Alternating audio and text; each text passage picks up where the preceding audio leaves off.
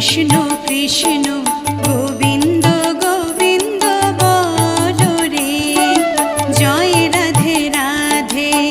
কৃষ্ণ কৃষ্ণ গোবিন্দ গোবিন্দ বলো রে, রাধে গোবিন্দ গোবিন্দ গোবিন্দ গোবিন্দ গোবিন্দ গোবিন্দ গোবিন্দ গোবিন্দ গোবিন্দ বলে সদা ডাকো রে, জয় রাধে রাধে। কৃষ্ণ কৃষ্ণ গোবিন্দ গোবিন্দ বলো রে।